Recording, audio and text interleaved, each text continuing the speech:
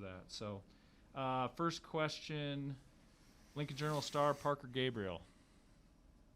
Go ahead, Parker. Hey Barrett, I'm curious. Obviously, you've got two seniors in your room. And what will it take for the guys behind, maybe starting with Nick Henrich and Luke Reimer, for you to feel good about them? Putting them on the field against Ohio State in a couple weeks. And what have you seen from them so far in camp? Yeah, no, good question. Honestly, practice execution. That's all it is right there. I got a lot of confidence in those two guys. Nick was a little bit banged up the offseason, but now he's feeling a lot better. And Luke's been very good since the day he got here as well. So got a lot of confidence in both of those guys as well. The older guy's doing a great job, but I feel really good about my room as a whole. Just as a quick follow-up with Luke, is he a guy? Is he a future scholarship guy? Has that already happened? Where is he sort of at in that conversation? I believe it's already happened. I don't know if I want to supposed to speak out of turn or the head coach to say that, but yeah, I'm sure that's already happened. He was a guy that after going through his first couple shuffle drills as a true freshman walk-on, I figured that wasn't going to take very long, and he's been nothing but great to be around, and he's improved every single day he's been here. Husker Online, Sean Callahan. With Nick, have you guys looked or toyed with him at all at outside linebacker at this point? We've thought about it a little bit for sure, just as maybe necessary depth, and as a way to get another really good football player on the field. We haven't made any final decisions or nothing like that, but he's primarily worked inside so far. But he would definitely, if needed, have the ability to play outside, if we needed to. And then those two starters, how much more confidence do you have now that this is the third year they've been with you at Nebraska?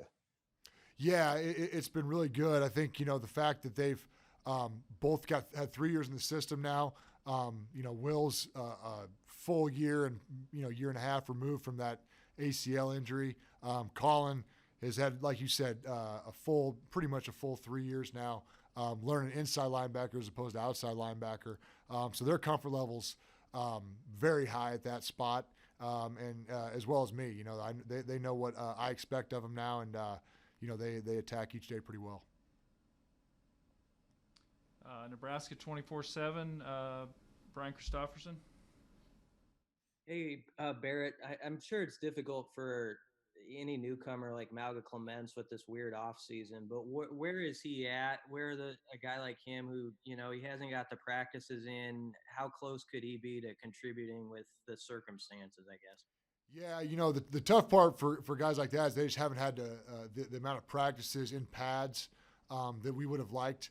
And that's the biggest thing. I think, Va did a good job coming in and learned as much as he can basically through the virtual teaching classes. He was every one of those, learning through Zoom. But there's nothing like doing it with pads on and doing it, full speed, taking guys to the ground. So, he did a good job learning basically chalkboard defense. Now he just got to, match up all our techniques with what the X's and O's are. Thanks, Barrett. No problem. Hale Varsity, Derek Peterson. Hey Barrett, I was going to ask about Luke Reimer too. What are some specific areas that you've seen him improve, and how does he factor into a rotation? Like, do you want to have 4 guys for those 2 inside backer spots, 5 guys? Like, what do you want the rotation to look like this fall? Well, I'll start with, as far as rotation, you want as many able bodies as possible. With Big Ten play in general, let alone a Big Ten only conference season, and with the way our offense plays and the speed they play at, typically on defense we're getting between 80 and 90 plays, where if you look at like a normal NFL game, that's more like 60, 65 plays. So ideally you don't want to just have to play 2 guys.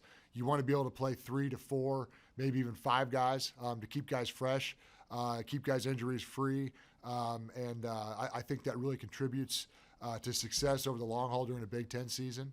As far as Luke, with him, it's just continually learning the intricacies of the defense.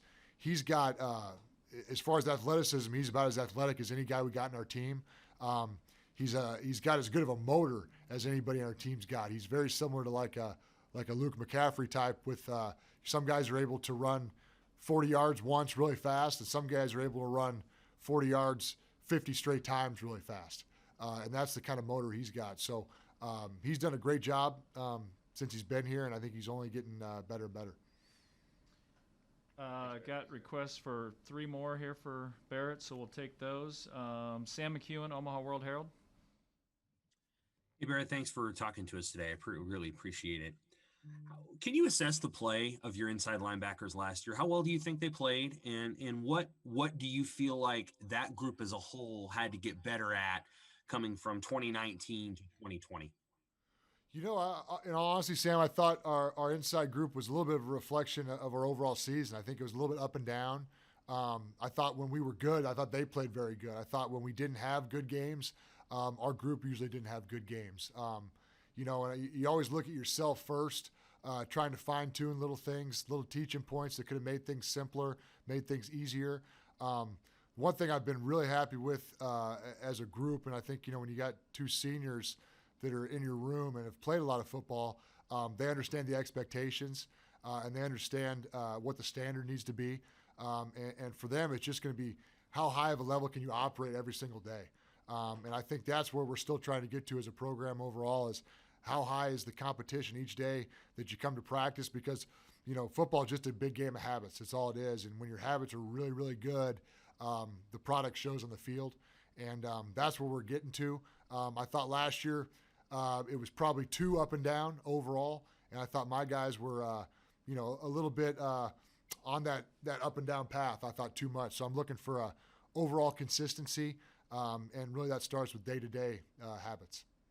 Was there a particular thing that you wanted to see them get better at, whether it was pass coverage or taking on blocks or reading plays, that you feel like they've made progress in, even over the summer and the early part of this camp? You know, I think it always starts with linebackers striking blocks and tackling. That's where everything starts with.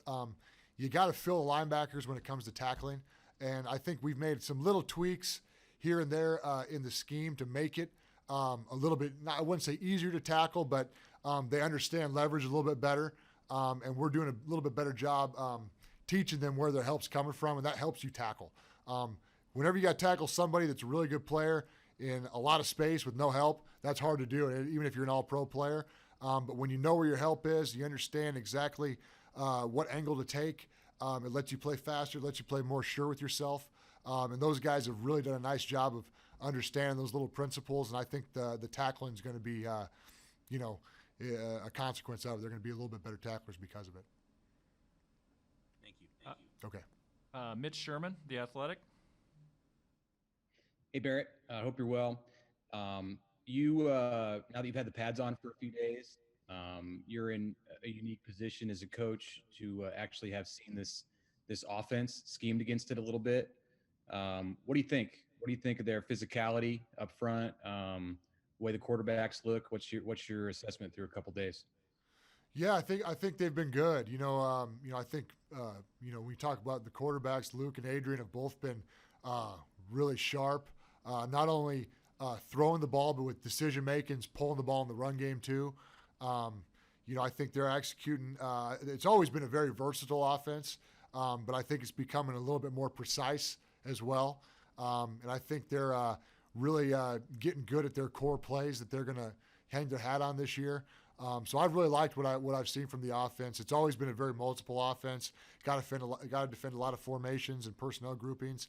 But I think the precision has picked up even a little bit more this year, and it's been good for us to see as a defense. Last one for Barrett. Kevin Suits, Channel 1011. Hi, Barrett. Thanks again for doing this. Like the other guys said, I wanted to ask you about the group of players that were in your position room that were the lead plaintiffs on the lawsuit to the Big Ten. How did you see them manage that period of time? It was about a month long. Behaviorally, how were they during that stretch? Well, the good part is they must have been pretty stress-free because I didn't see a lot of tension in them. I think one thing I give our guys a lot of credit for, and I give their folks a lot of credit for, is there's a lot of good people in our room, and they believe what they believe and they do things the right way. All the people on that list had really good parents, and they do the right thing all the time. And I think Coach Frost does a great job setting an example of this program. And if you believe in something, he tells you should fight for it. And that's what those guys did, and that's what their folks did as well. So what you saw there with that whole group was, highly respected individuals that come from really good families. And because of that, I think they were pretty stress-free because I knew they were doing, in their minds, the right thing. Great. Okay, thank you, Barrett. Okay, thanks guys. We'll have Coach Tuioti here in just a second.